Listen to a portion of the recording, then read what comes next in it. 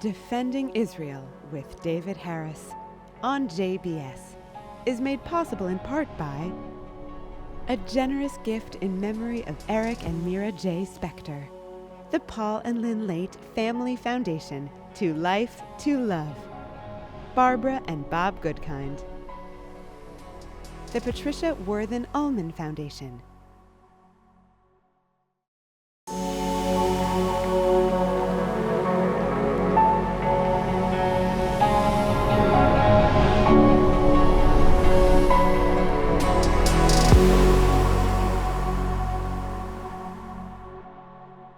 Hello JBS viewers, I'm David Harris and this is Defending Israel. What an extraordinary week we are experiencing.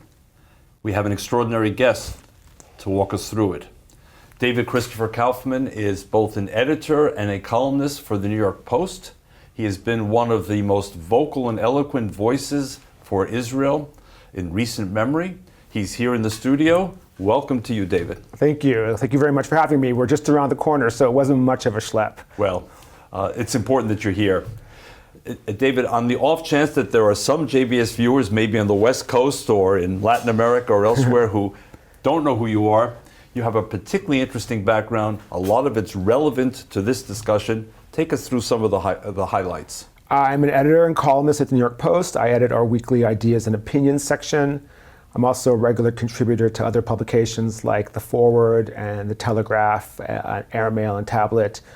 I'm a graduate of Brandeis. I'm originally from San Francisco. I'm the son of a white Ashkenazi mom, an African-American dad, but I'm all American. I couldn't be more American. I'm a dad to two twin boys. I'm also a gay dad, so that makes me unique as well, I suppose, but I'm happy to be a dad. You bring an awful lot to this JBS table, David. Let's plunge right in. Sure. Thoughts, first of all, on the unfolding preemptive war launched by Israel against Iran. Yeah, I mean, I wouldn't even necessarily call it preemptive. You know, this has been an agenda that both Israel, Netanyahu, as well as Trump, and as well as the West has been focused on for a very long time. I mean, this is very much a defensive as well as offensive war. I mean, we all know that eventually the nuclear situation in Iran was going to have to come to an end. Trump went through round and round and round of potential negotiations. Obviously, the doctrine espoused by Obama and Biden previously did nothing but enable and embolden the mullahs. Whether or not Israel succeeds in fully defanging Tehran and their nuclear ambitions remains to be seen. Clearly, the U.S. will have to step in and be involved if we want to clean this mess up entirely. But as I wrote in October of 2023, Israel is basically not just saving itself, but saving the world. And the problem is that the world just didn't know it yet. And I think we've gotten to a point where the world is beginning to figure it out, or most of the world. So I think this war is a necessary war. It's a moral war. It's a just war. It's an unfortunate war.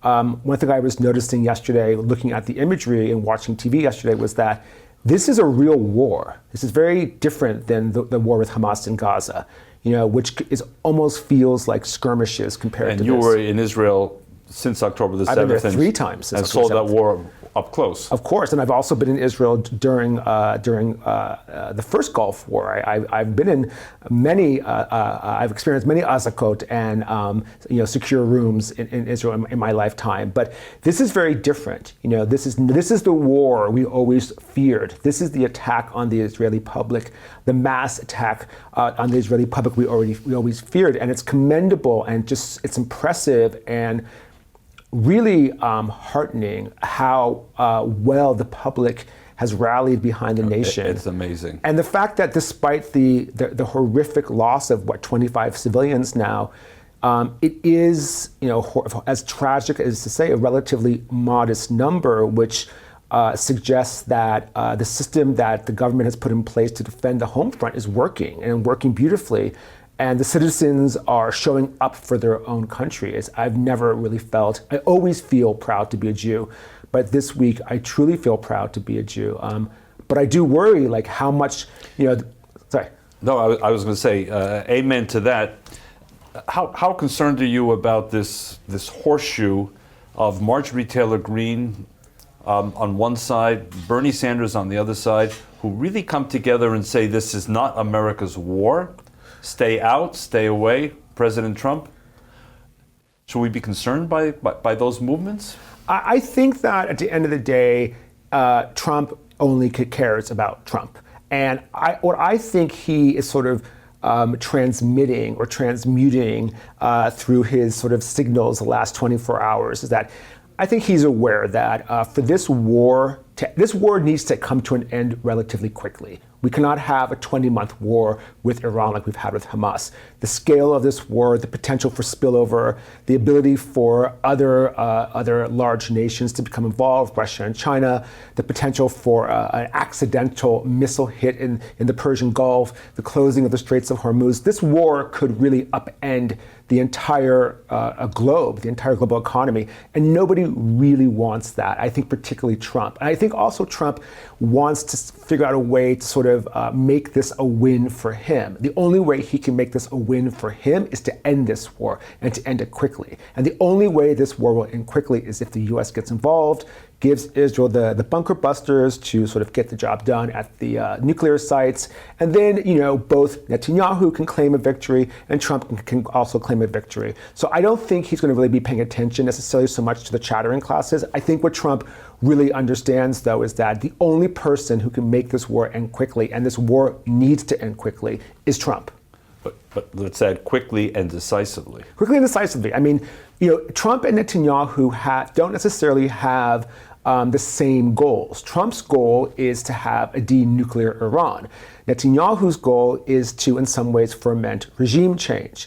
One thing I will say is that, and I've been thinking about this a lot, I do think that the Iranians deserve to have an alternative regime. They deserve to live as much in peace and liberty and prosperity as we do. I hate this idea of like political relativism that would sort of say, well, who are we to decide that the Iranians need to live under a different regime? I think most Iranians don't want to live the way most Iranians are living today. I think they would much prefer to live like we do.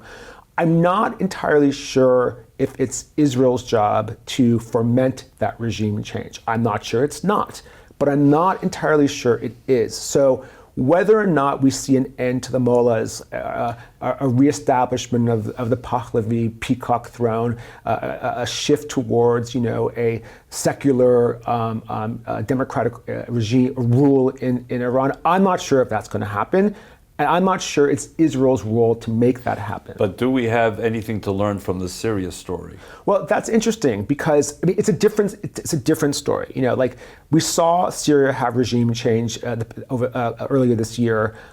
So far, relatively so good, but within that relatively so good, we saw a mass slaughter of Alawites, and not just in Syria, but there were Alawites who were killed outside of Syria. So there were people who paid the price for that regime change, and while it appears stable for now, while it appears to be, the new leader of Syria does appear to be show very serious interest in integrating his country into the rest of the world. Obviously, there's huge economic opportunities as well. I mean, let's be frank. Like the rebuilding of Syria is going to be one of the biggest rebuilding jobs in the Middle East of modern times, and lots of people want to get involved in that. So there's lots of money in that. So there's every reason that Syria, we could say, should be a success story going forward. But at the same time, with considering all of the constraints, all of the different clans and different sects and different elements percolating in Syria, as well as the needs for the security of Israel, as well as Syria's ongoing relationship with Lebanon, as well as Syria's relationship with Turkey, there's every reason to think that things could go awry. And Iran is 5 times bigger and 5 times more complicated. Mm-hmm. Let's move from there to here, to the United States. Let's talk about 3 different parts of your identity. You're Jewish. Yes. You have an African-American parent. Yes. And you're gay. Yes. First, from the Jewish perspective, a Bernie Sanders who at times invokes his own family who were murdered by the Holocaust, nonetheless doesn't seem to understand the potential Holocaust against Israel that Iran wants. How widespread, from your experience within the Jewish community, is this opposition to Israel or this indifference to Israel? And if anything, what might be done about it? Well, it's a lot more common than we would like, and it's extremely disheartening is the word I would use. It's saddening. And it also... Do you have an explanation for it? Well, I think, and this is something I've thought about a lot, and this is something that sort of taps into the side of me that's African American. I'll give sort of a parallel. You have these Jews out there, I hate to say these Jews, you have Jews who, it sounds very horrible, they're our Jews too. They're all part of us. They can't get rid of us and we can't get rid of them. But you have a faction of Jews who for some reason have been bamboozled or have been, duped into this idea that they can opt out of anti-Semitism. They can opt out of an allegiance or an alliance to Israel. They can opt out of the full breadth and meaning of what it means to be Jewish in this world. Now, you and I both know that to be Jewish by default means that you have a relationship with anti-Semitism. You can't separate it. Mm-hmm. To be Jewish means you have a relationship with Israel, and more importantly, Israel has a relationship with you. One thing about being Jewish is that Jews in America, certain Jews in America, might think that they have nothing to do with Israel, but Israel will never think that Israel has nothing to do with them. If you're one of those Jews and you're stranded in, God forbid, in Thailand because Islamic militants have taken your hotel hostage, Israel will come and they will save you because you are Jewish. That's the way it works. They will not forget you. They also don't remember that while they're thinking and opting out of this connection with Israel, this connection with Judaism, this connection to anti-Semitism, never forget, Hamas isn't thinking about that. Exactly. No more than the Nazis did in the 1930s and 40s. No. So at no point will any of what I call these sideline Jews who feel that they're just standing on the sides, this doesn't relate to them, at no point should they ever be fooled into thinking that the people who want to kill us, and they need to really understand, this is one of the things that they don't seem to understand. The people who want to kill us, they want to kill us. They made it very clear. They've done it already. They broadcast it, and they said they would do it again. And while they might, when they find these sort of sideline Jews or Jews who are advocating for Gaza or Hamas, before they kill them, they might say, thank you for your service, but they still will kill you. And what has gotten me thinking is that, even as a black person, even the most sort of highly educated, successful, wealthy, affluent African American in America would never fool themselves into thinking that they can opt out of racism. They know. I want to come to that in just a moment. Yeah. Because it's really important, but I just want to slip in one more question about the Jews before we get to African Americans and to the gay community. Yeah. The viewers here on JBS are not sideline Jews. Good. To the contrary, they're watching, they're loyal, they're committed, but many I'm sure are asking, what more can they do sitting in the United States or elsewhere in the diaspora? From the perspective of David Christopher Kaufman, what's your advice to people who want to do more and not just root for their favorite team in the Middle East? Yeah, I think it's really about never being silent. It's about challenging. It's about speaking up at every possible moment. It's about taking risks. I was really disheartened last year during the whole brouhaha over Ta-Nehisi Coates and his evil book, The Message, which I basically wrote was a Mein Kampf for the 21st century. And I was one of the earliest folks to write against it and say how dangerous it was. But so many people didn't. In fact, he was coming down to Florida, to Miami to speak at the Adrian Arch Center in Miami, a really important institution founded by a very important Jewish family. And lots of Jews were up in arms about the fact that he was coming there, but none of them would speak publicly about it. They were afraid of being called racist. They were afraid of being branded anti-black. And I was like, this man, this Nazi-esque entity, this writer who's been given this huge platform, is literally coming to your doorstep, literally advocating for a worldview that wants to kill you, and you're worried about being called racist. Stop being so polite. Stop worrying what people think about you. The time for decorum, the time for politeness, the time for being on our best behavior, the time for being accommodating Jews. Jews are very accommodating. We've always been a very accommodating people, and it's gotten us far in this country. And we've been accommodating for a reason. There aren't a lot of us, and the people who are against us are very violent. We're not a violent people. Say what you want about the IDF, and I'm not saying they're violent. I'm saying the people who don't like us, we might call the IDF violent. I don't think they're violent. I think they're defending their country. But we are not a violent people. But the people who are against us are very violent. So we're in New York City. Obviously, we have viewers from across the country and around the world, but a lot of our viewers are here in New York City. What, in your perspective, is the stakes for Jews in the upcoming election for the next mayor of the largest city in America and the largest Jewish population, perhaps anywhere in any city in the world? Yeah, I mean, this is relevant. We're at the Post, we're writing about this all the time. I mean, we're very concerned about Mamdani, and I have to say, I was impressed and surprised that the New York Times did such a strong takedown of him. And I want to be sure viewers know that the New York Times just had an editorial which opposed Zohran Mamdani in his candidacy for the next New York mayor. Right, and they basically said that they didn't necessarily focus on his anti-Jewish, anti-Israel rhetoric, but they basically said he just was ill-prepared, and his policies and platform were just untenable. But what's really interesting about Mamdani, what really needs to be said, is that when he was on TV about 2 weeks ago, and he was asked about Israel, does he support Israel's right to exist? And he said that he supports Israel's right to exist or sovereignty as a nation, but didn't support Israel's right to exist as a Jewish nation. He said this because he doesn't believe in countries that are rooted in one specific religion or nationalist ideology. He doesn't believe in theocratic states. And it was interesting because well, besides the fact that that's just a load of it's a misrepresentation of Israel. But more importantly, this was the same argument that Ta-Nehisi Coates gave when he was asked about Israel this past summer. He said he doesn't support Israel because Israel is a theocracy. But what's so frustrating about that logic is that neither Coates nor Mamdani said anything about the dozens of official Islamic nations that exist surrounding Israel. For instance, Pakistan is the Islamic Republic of Pakistan.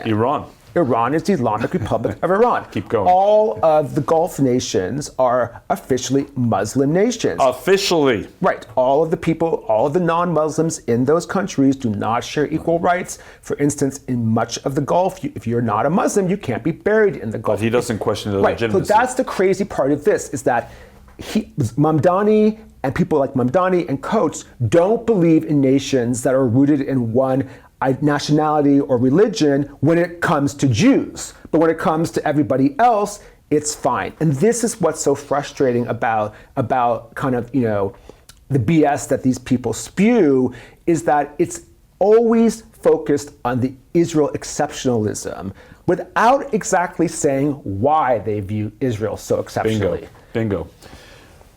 We still need to cover and want to cover the African-American community, where, at least from the people I speak with, while there have been some extraordinary individuals in the African-American community, I think of people like Van Jones, who've been outspoken from day one, going back to October 7th, and continue to be, that by and large the established organizations have been largely silent, missing in action when it comes to Israel, and a big disappointment to Jews who thought that these were our partners. Is that a fair assessment? Unfair? Explain, and briefly. I mean, I think it's a fair acknowledgement. Again, I go back to the thinking that I don't expect black people to save Jews. I expect Jews to save Jews. I'm not really interested in rallying the black masses to save our community as Jews. Especially when so many Jews aren't doing it themselves. I mean, we can't expect people who don't necessarily have a stake in this game to stand up for us when so many of us aren't doing it ourselves. And more importantly, there are so many Jews on the left, progressive Jews, and I come from a family of progressive Jews, so I'm not here to bash progressive Jews, but there are so many Jews who are basically invoking the language of Black Lives Matter, of intersectionality, of DEI, critical race theory, and using that language against our own community. So I think it's a little bit unreasonable for us. Like I'm ready to sort of demand that Black people step up to sort of save Jews when all of the Jews first have done it themselves. But what I will say, though, is that we as Jews have always disproportionately punched above our weight when it comes to social justice causes. And that's kind of like who we are. You know, during the height of Black Lives Matter, you know, there was a New York page, a full-page ad taken out in the New York Times by 600 Jewish organizations, you know, committing themselves to the principles behind BLM. So we do, I think, well, I would not say that we should necessarily expect the Black community to, you know, band together to save us during this critical period of time. It's not unreasonable that we feel disappointment that they haven't, that many haven't. And if we substitute the word support for save, simply to express support, sure, of course. Not to come to the assistance of the IDF. Of course. I think if that's the threshold. Now we come to Queers for Palestine. Yeah. Help us figure that one out. You can't figure it out. That's the problem. You can't figure it out. But I think the whole issue around the baffling support of many LGBT groups for the Palestinian issue and sort of like the poisoning of the notion of intersectionality, what frustrates me the most is that within this conversation of intersectionality, that, you know, folks who belong to one minority group have an organic affinity with another minority group. So the idea is that as gay people, who are not Jewish, you know, non-Jewish gay people, LGBTs, have an organic affinity support for the Palestinian cause because we're all oppressed minorities. The same thing would be spoken about Black people or feminists. The problem with this whole thinking is that this notion of intersectionality always excludes Jews.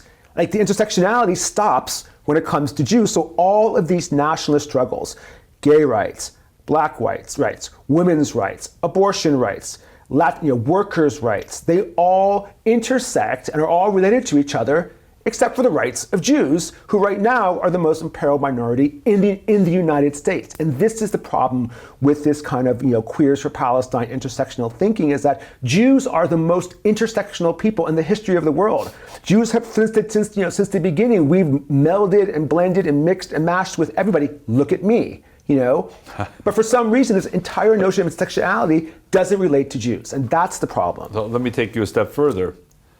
Could there be a gay pride parade in Nablus or Hebron? I mean, does it matter? Does it matter to Queers for Palestine? It isn't.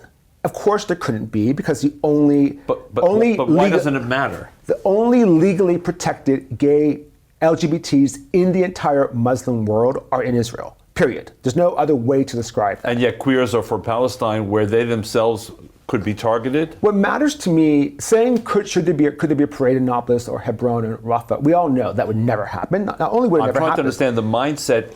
Yes, the intersectionality. On the other hand, what about survival? If gays could not survive in a, quote, free Palestine, why are they supporting a free Palestine? Well, I have to be honest with you, on a rational level, I have no idea. It completely baffles me as well. But I think, again, it goes into this idea of somehow, when it comes to Israel,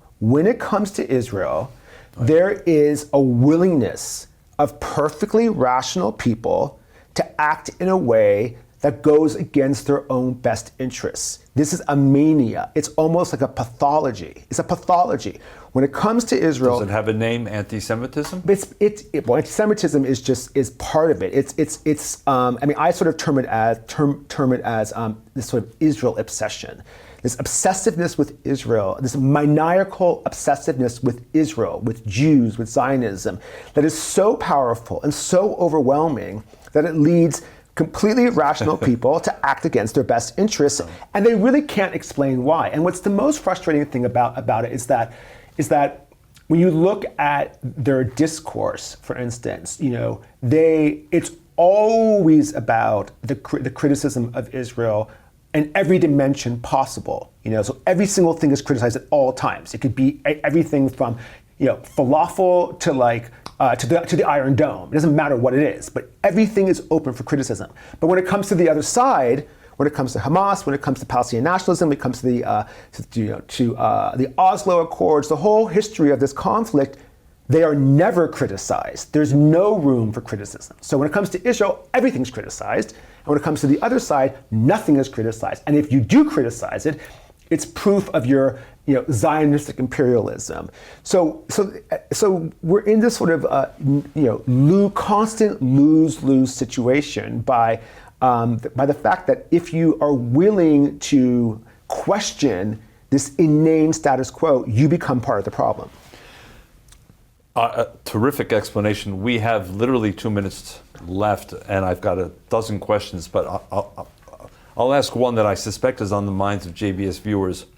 Other than reading the New York Post, which you and I would encourage our viewers and subscribe to do, but you as a columnist and an editor, where else do you read in order to better understand Israel, to get the perspective of Israel and the pro-Israel community? Who do you respect in the media world outside the space of the New York Post? I read commentary. Okay. Of course. I read the Telegraph. The British Telegraph. Mm-hmm. I read the New York Times because it's really important to see what is the sort of dominant narrative that's being put out there, even if we don't agree with it. Do you see any nuance in the Times these days or not? No. There's their agenda is very clear. So even the rejection of Mamdani and even the recent editorial... Rejection of Mamdani has to do with the fact that his policies are illogical and he's too young. And the recent editorial on anti-Semitism? That was important, of course. Forgive me, that was really important. Is that a one-time, or is that the signal of some kind of evolving thinking? Again, not a fair question because we don't have much time. I'm not optimistic. You're not, okay. No. And who else do you read? Where else do you look? I read the Israeli press. I read Yediot. I read the Jerusalem Post. All of which have English versions, of course. And I read Twitter. I read X. That's really kind of where you kind of get this sort of on-the-ground citizen reporting. But I think at the end of the day, it's really important that folks who have their own convictions stick by their convictions and don't question it. I mean, this is what our enemies are working overtime to get us to question and doubt what we know is right. And I think that's the takeaway message from this conversation, which is really directed to JBS viewers in the larger Jewish community. Stand tall, be proud, know who you are, and know what the stakes involved are. David Christopher Kaufman. Thank you. Thank you very much. JBS viewers, you've just been treated to lots of really thought-provoking ideas and analysis from David Christopher Kaufman, editor and columnist and author of the New York Post, and you'll see him elsewhere as well. Follow him on X/Twitter. And this is David Harris, defending Israel. I'm looking forward to seeing you again next week.